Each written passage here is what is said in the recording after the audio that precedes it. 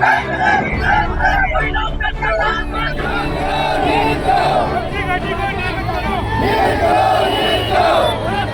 महिला को अंदर से घर से अंदर खींच के बाहर लाना, घसीटना और कम कम 30-40 फीट तक घसीट के ले जाना, उसके साथ में मारपीट करना, व्यवहार करना।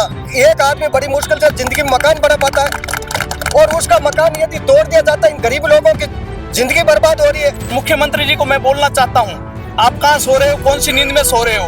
आपके कर्मचारियों पे कंट्रोल करो। 75% आज की डेट में जोधपुर शहर वन विभाग की जमीन पे बसा हुआ है। 7 दिन बाद में माँ पढ़ाओ यहाँ रखा जाएगा सर्व समाज 36 कौम की तरफ से। एक खमागणी राम राम साहब, मैं हूँ आपका दोस्त दीपक। आप देख रहे हैं झलको जोधपुर चैनल और हमारा आप देख सको मैं कलेक्टर कार्यालय बाहर खड़ा हूँ। अठे आप रहे मारवाड़ राजपूत सभा अध्यक्ष जो है हनुमान सिंह जी खांगटा साहब आया हुआ है और जितना भी मगजी घाटी रहे जो रहवासी है वे भी आज उठाया ज्ञापन देना आया है। आगे आपा वो जानकारी लेना आया है। साहब आज तो आप ज्ञापन दे चुके हो, कलेक्टर साहब आपने कई आश्वासन दिया और आगे पीछे अगर काम नहीं हो तो कई कार्रवाई की जाएगा। ये जो आए दिन कच्ची बस्ती के जो ये गरीब लोग हैं इनके साथ में अत्याचार होता रहता है और ये पहले भी कंप्लेंट की गई थी कि एक कर्मचारी है वो आए दिन के लोगों के अंदर महिलाओं के घरों के अंदर ताक झांक करता है और उसके बाद में भी कोई कार्रवाई नहीं की गई। और अभी पिछले रविवार को एक महिला जो विकलांग महिला है उस परिवार के अंदर है, उसका बाथरूम तोड़ दिया। एक दूसरी महिला थी जिसका भी तोड़ दिया और उसके बाद में इतना ही नहीं हुआ, उस महिला को अंदर से घर से अंदर खींच के बाहर लाना, घसीटना और कम कम 30-40 फीट तक घसीट के ले जाना, उसके साथ में मारपीट करना, व्यवहार करना।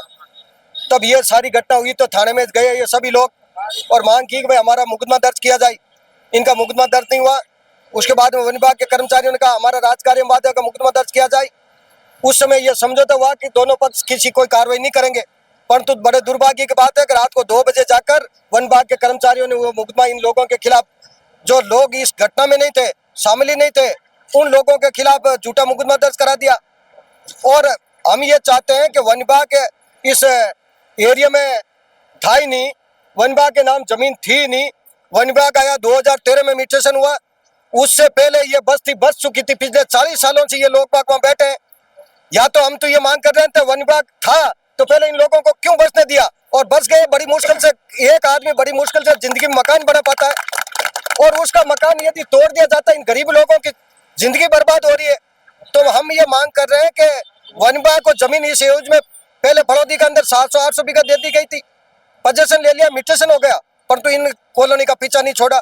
धन्यवाद देना चाहता हूँ आपके माध्यम से इन जनता की तरफ से कि माननीय मुख्यमंत्री जी ने संज्ञान में लिया और चीफ सेक्रेटरी वन विभाग को और अधिकारियों को निर्देश दिया कि इनकी जानकारी ले और नगर निगम या जेडीए को एजेंसी बनाकर इनकी समस्या का समाधान किया जाए और इनके लिए जमीन चिन्हित की जाए। दूसरी वो भी सारी प्रक्रिया चल गई, परंतु अभी तक वो एजेंसी कोई मालिक बनने के लिए तैयार नहीं है। तो हम माननीय मुख्यमंत्री जी से मांग करते हैं आपके माध्यम से कि इनकी समस्या का तुरंत प्रभाव से समाधान कराया जाए और अभी जो ये मुकदमा हुआ ये तुरंत प्रभाव से निर्दोष लोगों के खिलाफ मुकदमा वापस लिया जाए और हमारी भावना मुख्यमंत्री तक पहुंचाई जाए। और इसमें यदि कोताही बरती जाएगी प्रशासन द्वारा तो 7 दिन बाद में माँ पढ़ाओ यहाँ रखा जाएगा। सर्व समाज 36 कौम की तरफ से, संघर्ष समिति की तरफ से माँ पढ़ाओ रखा जाएगा यहाँ, और जिसके अंदर सभी लोगों को जितनी कच्ची बस्ती है सभी वो भी लोग आएंगे और शहर के प्रमुख लोग भी यहाँ आएंगे और एक विशाल माँ पढ़ाओ यहाँ रखा जाएगा। जोधपुर के अंदर जैसे मगजी की घाटी है और भी कच्ची बस्तियाँ हैं, आए दिन इनके साथ में अन्याय होता रहता है। जब कभी भी अधिकारियों के मन में आए और इनके तोड़ फोड़ कर देते हैं, जो गरीब लोग जिंदगी के अंदर एक मकान बनाना भी मुश्किल होता है।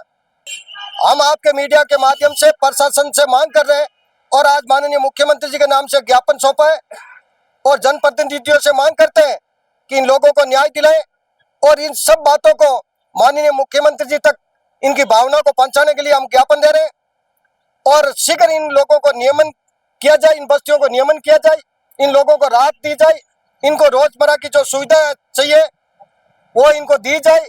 ये बस्ती 40 साल पहले बस गई थी और उसके बाद वो नहीं गया। हम एक ही मांग करते हैं कि जब ये बस्ती बसी हुई थी उस टाइम वन विभाग कहाँ चला गया था? जब ये बस्ती बस गई, पूरे घर आबाद हो गए, तब वन विभाग आके कहे इनके नाम से म्यूटेशन हो गया। अभी 15 साल पहले म्यूटेशन हुआ, लोग 40 साल से बसे हुए। तो हमारे कहने का मतलब है कि वन विभाग की जमीन थी तो पहले बसने क्यों दिया, और बस गए, अब लोग आबाद हो गए, बड़ी मुश्किल से मकान बनता है, और अब तोड़ा जा रहा है। तो ये लोगों के साथ में बड़ा कुठाराघात हो रहा है, बड़ा अन्याय हो रहा है। इस सब बातों को लेकर हम जिला कलेक्टर महोदय के माध्यम से माननीय मुख्यमंत्री से मांग करते हैं कि इन लोगों को शीघ्र राहत प्रदान की जाए। साहब, जो मगजी घाटी में जो कार्रवाई की गई थी वन विभाग द्वारा, आपने समाज रो ही घर था वो, और इन तरह से महिला ने घर के अंदर घुस के जबरन खींचनो, इन तरह से करनो, आप भी उठे पूजा था, कई क्यों छो आप? बिल्कुल दीपक जी, सबसे पहले तो मैं जलको न्यूज़ को धन्यवाद देना चाहता हूँ। जोधपुर शहर के अंदर जब भी कोई परिवार के साथ मुसीबत आती है, जलको न्यूज़ सबसे पहले जाता है और एंड तक उस परिवार को न्याय दिला के ही बाहर निकलता है। मैं भी आपके साथ 3-4 दिन से हूँ। हमने जब घटना देखी वहाँ, तो गरीब परिवार था, उसको औरत को चोटी पकड़ के बाहर खींच के लाए, कम से कम 100-200 फुट तक खेड़ा उसको, और बच्चों को फुटबॉल की तरह बाहर फेंका। इसका मकसद क्या है? इन वन विभाग वालों का क्या मकसद है? आपको यदि कानूनी लड़ाई लड़नी है तो वहां के बाशिंदे हैं 100% कानूनी लड़ाई से काम करेंगे।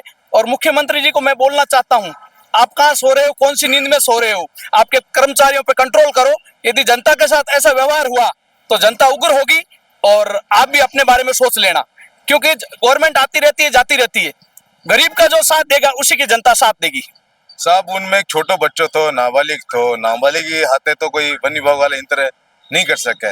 अगर ऐसा कोई मामला है तो उनमें फिर अलग से एक टीम आया करे थाने से, या फिर कोई इन तरह से। पर दीपक जी, मैंने वो वीडियो देखा था, उसमें एक बच्चे को फुटबॉल की तरह फेंक रहे, मात्र 16 साल का बच्चा है, और उसको इस तरह से फेंक रहे हैं। और एक तरफ गवर्नमेंट बोल रही नाबालिग के साथ कोई अत्याचार नहीं हो, और पुलिस केस भी हो जाए तो उसको रिलीफ मिलता है। पर इस बार जो हमने देखा मैटर बहुत ही भयंकर था, हमारी खुद की आंखों में आंसू आ गया। एक तरफ सरकार बोल रही है रेन बसेरे बनाने का, करोड़ों रुपए रेन बसेरे में इन्वेस्ट कर रही है, जबकि जो बेचारे गरीबों के रेन बसेरे पहले से बने हैं, उनकी खून पसीने की मेहनत से बनाए गए हैं, उन्हीं रेन बसेरों को आप तोड़ रहे हो। अभी नो कोई भरपाई नहीं है। हाँ, जो दीपक जी अभी तक हमने देखा है, कई बार ऐसी घटनाओं में हम गए हैं, पीड़ित परिवार के साथ पहले तो सब जुड़ जाते हैं, पर आखिर में जब मालूम चलता है भाई सब इधर उधर बिखर जाते हैं और पीड़ित परिवार को प्रॉपर न्याय नहीं मिलता है।